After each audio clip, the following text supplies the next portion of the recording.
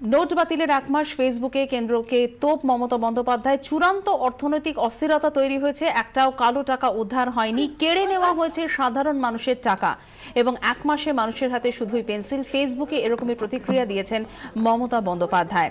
আরো একবার আপনাদের জানিয়ে দিই যে ফেসবুকে মমতা বন্দ্যোপাধ্যায় তিনি মোদির বিরুদ্ধে তোপ দেগেছেন এবং তিনি যেটা বলেছেন যে নোট বাতিলের এক মাস অতিক্রান্ত হয়ে গেছে, চূড়ান্ত অর্থনৈতিক অস্থিরতা তৈরি হয়েছে, এখনো পর্যন্ত কিন্তু কালো টাকা উদ্ধার হয়নি, কেড়ে নেওয়া হয়েছে সাধারণ মানুষের টাকা, এক মাসে মানুষের হাতে শুধুই পেন্সিল।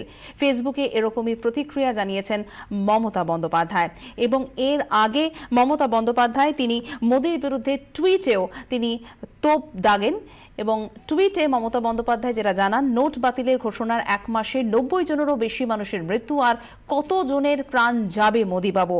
এভাবেই মমতা বন্দ্যোপাধ্যায় টুইটে মোদির বিরুদ্ধে তোপ দেগেছেন।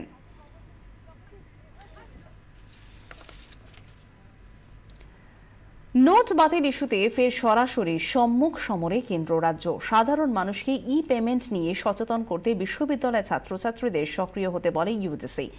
আজ সে বিষয়ে দিল্লির সঙ্গে ভিডিও কনফারেন্স, কিন্তু এই ধরনের কোনো অনুষ্ঠানে এ রাজ্যের কেউ অংশ নেবে না বলে সরকারি সিদ্ধান্ত, যদিও রুলিং জারির কথা মানতে নারাজ শিক্ষামন্ত্রী।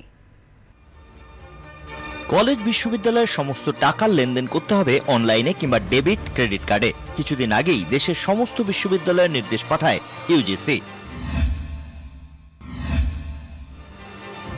এবার ই লেনদেন নিয়ে সচেতনতা তৈরির কাজেও কলেজ বিশ্ববিদ্যালয়ের ছাত্রছাত্রীদের কাজে লাগাতে চায় ইউজিসি। এ নিয়ে বিশ্ববিদ্যালয়ের উপাচার্য ও শিক্ষাবিদদের সঙ্গে বৃহস্পতিবার ভিডিও কনফারেন্স করার কথা কেন্দ্রীয় মানব সম্পদ উন্নয়ন মন্ত্রীর। ইতিমধ্যেই ইউজিসির তরফে উপাচার্যদের কাছে চিঠি পাঠানো হয়েছে। কনফারেন্সে যোগ দেওয়ার চিন্তাভাবনাও শুরু করেছিলেন উপাচার্যরা। যে সমস্ত ভলেন্টিয়ার রয়েছে তাদেরকে বলবো যে আশেপাশে আমাদের যে সমস্ত শপস রয়েছে সেইখানেতে যদি কেউ চায়, ওরা যাবে, যে কেউ যদি সাহায্য চায় কিভাবে ব্যবহার করতে হয়, কেউ যদি জানে না এরকম থাকে, তাকে অবশ্যই তারা সাহায্য করবে।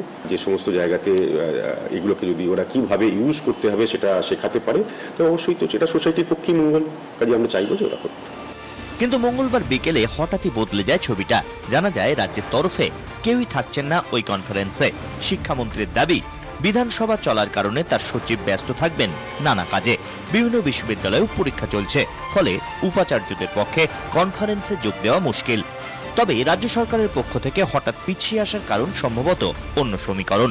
নোট বাতিল নিয়ে গোটা দেশে প্রধানমন্ত্রীর বিরুদ্ধে সবচেয়ে বেশি সরব তৃণমূল নেত্রী। এই পরিস্থিতিতে প্রধানমন্ত্রী যে ই পেমেন্ট ব্যবস্থার প্রসারের কথা বলছেন, সেই সংক্রান্ত আলোচনায় উপস্থিত থাকলে অন্য বার্তা যেতে পারে। সম্ভবত সে কারণেই কেন্দ্রীয় মানব সম্পদ উন্নয়ন মন্ত্রীর কনফারেন্স থেকে দূরে থাকার সিদ্ধান্ত রাজ্যের। ব্যুরো রিপোর্ট, 24 ঘন্টা।